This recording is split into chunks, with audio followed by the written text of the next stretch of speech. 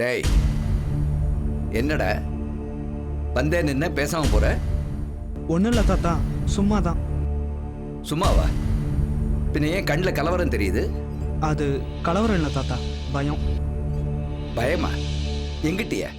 ஆமாம், இப்போதான் புதுசாக வந்திருக்கு. நம்ம வீட்டில் எல்லாரும் அடிக்கடி ஏதேதோ விஷயத்துக்காக கோவப்படுவாங்க. ஆனால் நீங்கள் கோவப்பட்டதே இல்லை.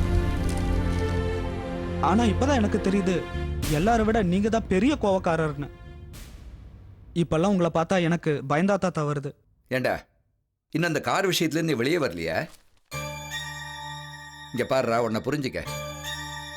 நான் மட்டும் இல்லைடா, இந்த பூமியில் உயிரோடு பிறந்திருக்கிற ஒவ்வொரு ஜீவராசிக்கும் கோபம் வரது உண்டு. நாம் கும்பிடுற சாமி கூட கோபம் வரும்னு படிச்சிருக்கோம்ல. யாராக இருந்தாலும் சரி, தன்னோட தன்மானத்துக்கு பங்கம் வர மாதிரி ஏதாவது நடந்தா கண்டிப்பாக கோபம் வரத்தாண்டா செய்யும். சரி சரி, உன் அப்பா எப்போ வரான்? அம்மா ஃபோன் பண்ணியிருந்தாங்களாம், திருவிழாக்கு முன்னாடியே வந்துடுறதா சொன்னாராம். ம், அவன் தாமதமாக வர்றது ஒரு விதத்தில் நல்லது தான். நானாவது காரத்தான் எரிச்சேன், அவன் வந்திருந்தா இன்னும் என்னென்னமோ நடந்திருக்கும்.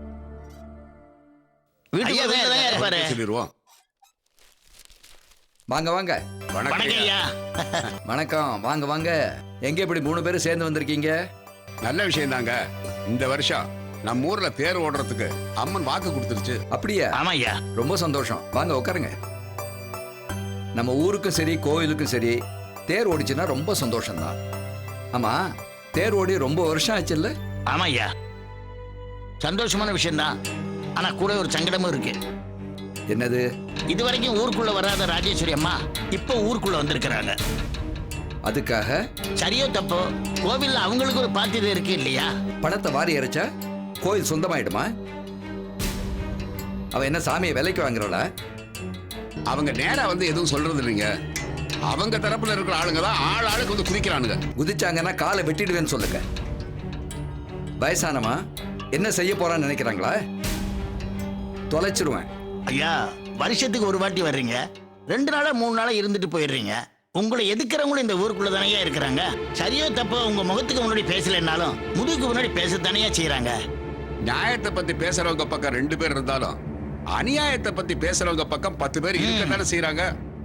அதனால உங்க பேரையும் அவங்க பேரையும் சீட்ல எழுதி அம்மனுக்கு முன்னாடி குலுக்கி போட்டு சீட் எடுத்து பார்ப்போம். அதுல யார் பேர் வருதோ அவங்களுக்கு கோயில் மரியாதை செய்யலான்னு இருக்கும். அதுக்காக எங்க 2 பேரையும் சரிசமமா நிக்க வச்சு பேரை எழுதி போட்டு குலுக்க போறீங்களா? ஐய, அப்படியெல்லாம் ஒண்ணு இல்லைங்க.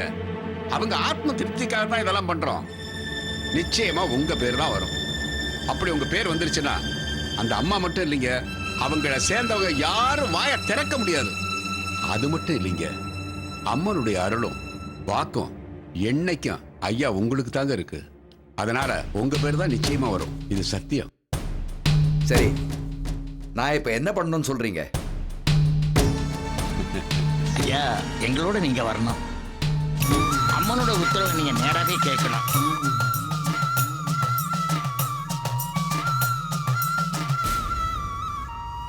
சரி, நான் வரேன்.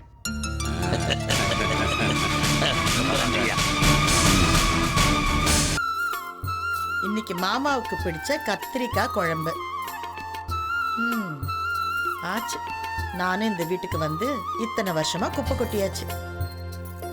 என் சமையலை தவிர வேற யார் சமைச்சாலும் அவருக்கு பிடிக்கவே மாட்டேங்குது. பரவாயில்ல, ரொம்ப சந்தோஷமான விஷயம் தானே. எங்க அண்ணனும் என் கையால சாப்பிட்டு எவ்வளவு நாள் ஆச்சு. என்ன கத்திரிக்காய் குழம்புனா எங்க அண்ணன் ஒரு பிடி பிடிப்பாரு. அத்தை, என்னம்மா இன்னைக்கு என்ன சமையல்? இன்னைக்கா கத்திரிக்காய் குழம்பு. அப்புறம் என்ன, வெள்ளரிக்காய் பச்சடி. நான் ஒரு பந்தயம் கட்டியிருக்கேனே, என்னன்னு? உங்க கையை காட்டுங்களேன் ப்ளீஸ். வேண்டாம், நீ வில்லங்கமானவ, என்ன ஏதாவது வம்புல மாட்டி விட்டுருவ. அதெல்லாம் எதுவும் பண்ண மாட்டேன், நீங்க கையை காட்டுங்க. நம்பலாமா? அப்படி இல்ல, பின்னாடி. இதோ பின்னாடியா? இப்படி. எதுக்கு? திரும்பாதீங்க, பார்க்க கூடாது. என்னடி கையை ஏதாவது கட்டுற மாதிரி இருக்கு? எதுக்கு என்ன கையில வச்சு கட்டுற நீ? இன்னைக்கு எல்லாருக்கும் நான் தான் சமைக்க போறேன். ஐயோ துளசி துளசி வேணாம் துளசி. உனக்கு ஏதாவது சோதிக்கணும்னு ஆசையா இருந்தா நீ சமையல கண்டிப்பா சாப்பிடுற. ஆனா மாமா விஷயத்துல விளையாட்டு வேண்டாம் துளசி. இன்னைக்கு அவர் தான் சாப்பிட போறாரு. ஓகே? ஆனா நான் இப்ப உங்களை கட்டி நான் தான் சமைச்சேன்னு யார்கிட்டயும் சொல்லக்கூடாது. சொன்னீங்க வேணாடா ப்ளீஸ். ஷூ. துளசி துளசி கேளுமா. வேணாமா ப்ளீஸ்மா. ஐயோ மாமாவுக்கு தெரிஞ்சா அவர் சாப்பாட்டுல கொஞ்சம் உப்பு கம்மியா இருந்தா, கொஞ்சம் காரம் கூட இருந்தா கூட கொண்டுடுவாரு. இவனே இப்படி பண்றா. அம்மா ப்ளீஸ்மா. என்னடா பாரதி, கையெல்லாம் இப்படி நடுங்குது? அதெல்லாம் ஒண்ணும் இல்லை மாமா.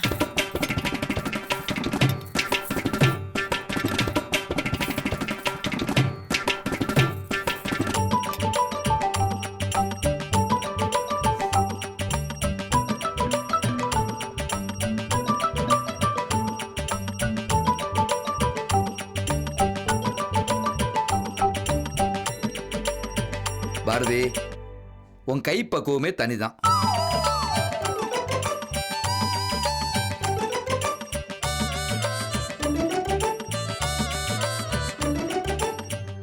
மாமா ம், நிஜமாவே சாப்பாடு நல்லா இருக்கா மாமா?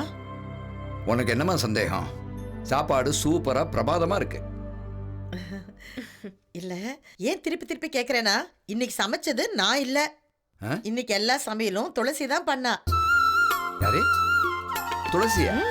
இந்த வாண்டுக்கு சமைக்க வேற தெரியுமா? சமைச்சிருக்காளே. நான் நம்ப மாட்டேன். பாரதி, நீ தான் அவளுக்கு எல்லாம் கத்து கொடுத்துருக்க. ஐயோ இல்ல மாமா, சத்தியமா சொல்றேன். என்னங்க வேணா பண்ண விட்டா. சும்மா இரு. அவளே தான் எல்லாத்தையும் சமைச்சா. ம்? பரவாயில்லையே, பிரமாதம் சமைச்சிருக்கல. Very good. சும்மா சாப்பாடு நல்லா இருக்கு, நல்லா சமைச்சிருக்கான்னு சொன்னா மட்டும் போதுமா? தாத்தா உனக்கு என்ன பண்ணி போட போறான்னு கேளுமா. கேட்காம இருப்பேனா? ஆ, தாத்தா ம், நல்லா சமைச்சிருக்கேன்னு சொன்னீங்கல்ல, எனக்கு எதுவும் gift இல்லையா? பாத்தியா? சரி, இந்த 2 கைக்கும் தங்க வளையல போட்டுருவோம். என்னது 2 வளையலா? அப்ப நாளைக்கு சமைச்சா 4 வளையல போட்டுருவோம். 2 வளையலா? அப்ப 2 போய்கிட்டே இருக்குமா? அதிர்ஷ்டம் தான். அடேப்பா, அப்புறம் என்ன? அடி பாவி, ஏடி ஆரம்பத்துல இருந்து நான் உன்னை சமையல் கத்துக்கன்னு சொல்லிக்கிட்டு இருந்தேன்ல, இப்ப மட்டும் நீ நல்லா சமையல் பண்ணி போட்டிருந்தேன்னா கழுத்து வரைக்கும் அப்படியே வளையலா செஞ்சு போட்டுக்கலாம்ல. ஏன் நான் தான் சமைக்கிறதுக்கு போல, நீங்க கிச்சன்ல போய் ஒழுங்கா சமையல்லாம் கத்துட்டு இருந்துட்டு இந்த வளையல வாங்கிருக்கலாம்ல. செய்றாங்க.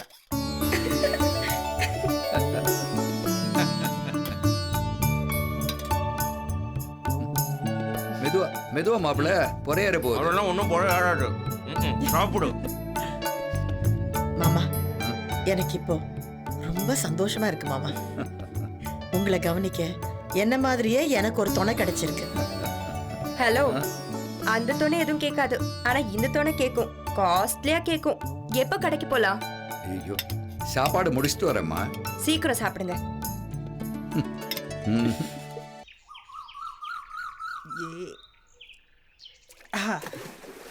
அண்ணா நீங்க லாலிபாப் வாங்கி கொடுத்ததுக்கு அதுக்கு ஒரு பிளாஸ்டரே வாங்கி கொடுத்துக்கலாம். ஏன் உன் வாயை மூட.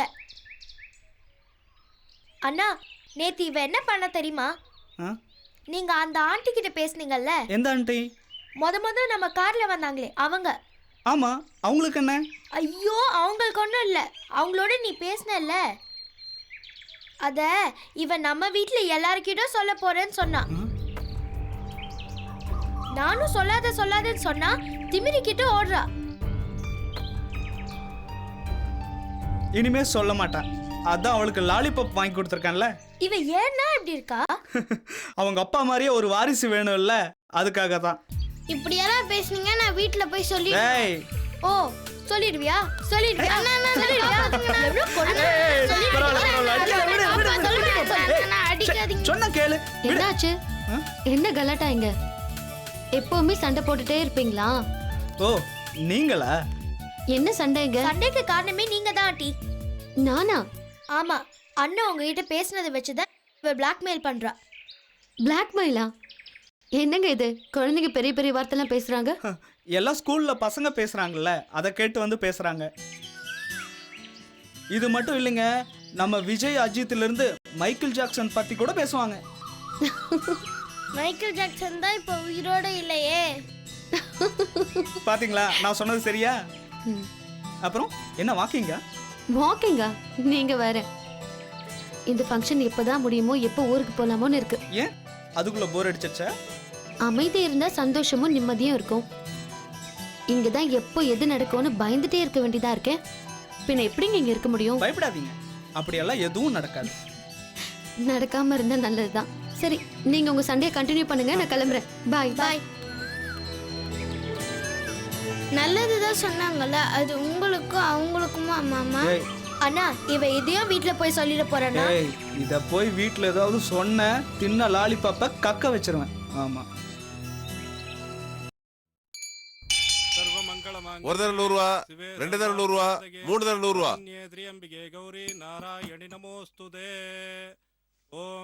வணக்கம்மா. இது அம்மனுக்கு சாத்தின புடவையா? அம்மனுக்கு சாத்தின புடவைதாம்மா. ஏலம் விட்டுட்டு இருக்கோம். உங்களுக்கு பிடிச்சிருந்தா நீங்க பாருங்க. பாக்குறேன்.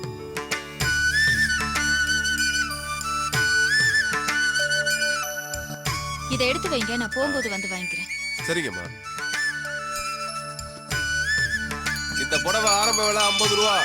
கேட்கிறவங்க கேட்கலாம் 100 ரூபா. கேட்கிறவங்க கேட்கலாம் 150 ரூபா. ஏலத்தை விட்டுற போறேன். 150 ரூபா ஒரு தரம். 150 ரூபா. சதமானம் பவதி சதா யுத்புருஷ சதேந்திரியே ஆயுஷ்யவேந்திரியே பிரதிதிஷ்டதே. இந்த புடவையோட ஆரம்ப விலை 80 ரூபா. கேட்கிறவங்க கேட்கலாம். இந்தாங்கம்மா.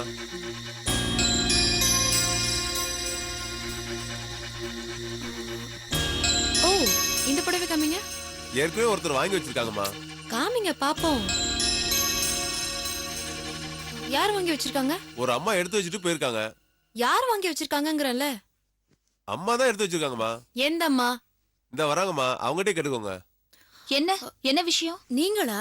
ஒண்ணு இல்லம்மா, நீங்க எடுத்து வச்ச புடவை அவங்க ஆசைப்பட்டு கேக்குறாங்க. அதுல என்ன இருக்கு? நீயே எடுத்துக்கோ. இல்ல வேணாம். ஆசைப்பட்டுட்டு அப்புறம் வேண்டான்னு சொல்லக்கூடாது. புடவையா இருந்தாலும் நகையா இருந்தாலும் ஒன்னு மனசுக்கு பிடிச்சிடுச்சுன்னா அப்புறம் வேற எதுவுமே பிடிக்காது. இதை நான் என் பொண்ணுக்காக எடுத்தேன். நீயும் என் பொண்ணு மாதிரி தானே, நீயே எடுத்துக்கோ. சரி, இந்தாங்க பணம். அதான் நீ என் பொண்ணு மாதிரின்னு சொல்லிட்டேன்ல, அப்புறம் எதுக்குமா பணம்? பூவையும் புடவையையும் அன்பளிப்பா தான் தரணும். வியாபாரி மாதிரி விலை போட்டு விற்க கூடாது. வரேங்க. வாங்கம்மா. இவ்வளவு நல்லவங்களா இருக்காங்க. இவங்க வந்ததுக்காக எதுக்கு தான் தாத்தா கார் எரிச்சாரோ?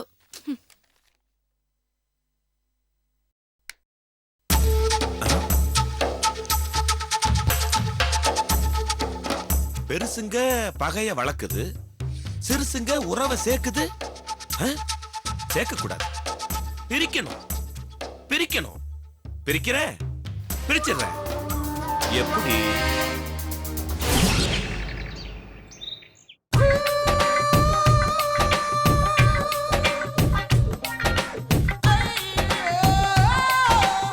என்ன கீதா, திடீர்னு இன்னைக்கு புடவைல? கோயிலுக்கு போயிருந்தப்போ அங்க அம்மன் புடவைய விநியோகம் பண்ணிட்டு இருந்தாங்க. ரொம்ப பிடிச்சிருந்தது, அதான் வாங்கிட்டேன். அம்மன் புடவையா? அதான் ரொம்ப அம்சமா இருக்கு. ஏன் அம்சமா இருக்காது? எல்லாம் அந்த ராஜேஸ்வரி கைராசி இல்ல. இந்த புடவை எடுத்து கொடுத்ததே ராஜேஸ்வரி தானே? இல்ல தாத்தா, அவங்க முதல்ல செலக்ட் பண்ணி வச்சிருந்திருக்காங்க. அது தெரியாம நான் கேட்டுட்டேன். அதான் பணம் கூட கொடுக்கறேன்னு சொன்னேன், அங்க வேணாம்னு சொல்லிட்டாங்க. சோ இது அவ தொட்ட புடவை. உங்களுக்கு பிடிக்கலனா நான் திருப்பி கொடுத்துறவா? முதல்ல அந்த புடவையை கட்டி தூர ஏறி. மாமா, அது அம்மன் புடவை மாமா. அது அம்மன் மேல இருக்கிற வரைக்கும் தான். முதல்ல அந்த புடவையை கட்டி தூர ஏறி.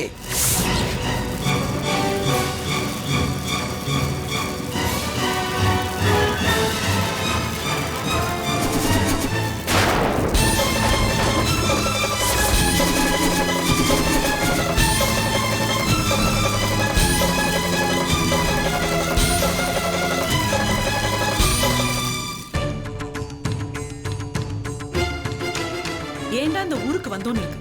வந்ததுல இருந்து ஒண்ணுமே சரியில்லை. ஆனாலும் ரொம்ப ஓவர் அண்ணி இது.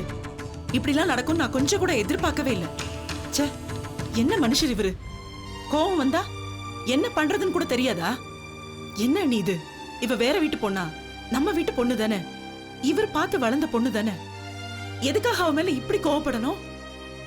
வயசுக்கு வந்த பொண்ணு பாவம் ஆசைப்பட்டு வாங்கிட்டா. அப்படி என்ன உலகத்துல யாருமே பண்ணாத தப்ப இவ செஞ்சுட்டா? அம்மன் புடவையாச்சுன்னு அவளும் எடுத்து வச்சிருந்திருக்கலாம். பெரிய மனுஷங்களுக்குள்ள பிரச்சனை இவ்வளவு இருக்கும்னு இவளுக்கு தெரியாது. தெரிஞ்சிருந்தா இவ இந்த மாதிரி பண்ணிருப்பாளா? இவளா போய் கேட்டிருந்தாலோ இல்ல அவ கொடுத்திருந்தாலோ, இத பாருமா, இந்த புடவை வேண்டாமா, கட்டாத, கழட்டி கொடுத்துருன்னா அவ கழட்டி கொடுத்துருக்க போறா. அதை விட்டுட்டு புடவையை போய் கொளுத்திக்கிட்டு மனசுக்கு ரொம்ப கஷ்டமா இருக்கு நீ. மாமா கோச்சிட்டது கூட எனக்கு தப்பா தெரியல. ஆனா ஒன்னே ஒண்ணுதான் என் மனசு உறுத்துது. அம்பாள் மேல சாத்தின புடவை எத்தனை பேர் அதை கும்பிட்டுருப்பாங்க, எத்தனை ஆராதனை அபிஷேகம்லாம் நடந்திருக்கும். அந்த புடவைய போய் எரிச்சிட்டாரேன்னு நினைக்கும் போதுதான் என் மனசு ரொம்ப பதறுது. உங்களுக்கு பதறுது, ஆனா உங்க மாமனாருக்கு பதறலையே. நான் அன்னைக்கே சொன்னேன் இந்த கோயில் மேட்டர்லாம் வேண்டான்னு. கேட்டாங்களா? வீட்டோட மாப்பிள்ளனாலே உங்களுக்கு இளக்காரமா போச்சு இல்ல? அவரை எதிர்த்து கேட்கறதுக்கு யாருமே இல்ல. அதனால அவர் என்ன வேணா பண்ணலாம். அவர் இந்த அளவுக்கு ஆகிறதுக்கு யார் காரணம்? நீங்க தான்.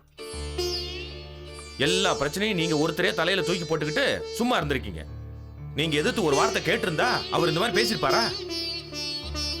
அது எப்படி சுப்பிரமணியம் அவரை எதிர்த்து நான் பேச முடியும்? ஐயோ, பேசணும்.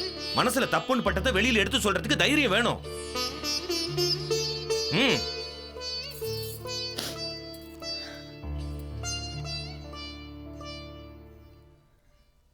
எங்க தெய்வ குத்தமாயிடுமோன்னு எனக்கு ரொம்ப பயமா இருக்கு. அந்த புடவை எரிச்சப்ப நம்ம கீதாவே எரியற மாதிரி இருந்தது. என் மனசு பதறிடுச்சு. நடந்தது ஏதோ நடந்து போச்சு. சுப்பிரமணியம், இந்த தெய்வ குத்தத்துக்கு ஏதாவது பரிகாரம் இருக்கான்னு பூசாரி கேட்டு சொல்ல முடியுமா? பண்ணலாம். மனுஷனுக்கு தோஷம்னா அம்மனுக்கு பரிகாரம் பண்ணலாம். அம்மனையே பரிகாசம் பண்ணா சும்மா இருங்க. இருக்காங்க. அண்ணியே பயந்து போயிருக்காங்க. நீங்க வேற. அண்ணி, நீங்க இருக்கிற தைரியத்துலதான் நாங்கெல்லாம் இருக்கோம். நீங்களே இப்படி மனசு உடைஞ்சு போயிட்டீங்கன்னா அப்புறம் இந்த குடும்பத்தை யாராலையும் காப்பாற்ற முடியாது. அண்ணி, இளைச்சவன் சொன்னா எப்பயுமே இளக்காரமா தான் எடுத்துக்குவீங்க. இனிமே இந்த குடும்பத்துக்கு 7:30 ஸ்டார்ட் ஆயிடுச்சு. என்ன இப்படி சொல்லிட்டு போறாரு? எனக்கு பயமா இருக்கு. இல்ல அண்ணி, அழாதீங்க. அம்பாள் நம்மள நிச்சயமா கைவிட மாட்டா. அண்ணி, நீங்க தைரியமா இருங்க. அண்ணி,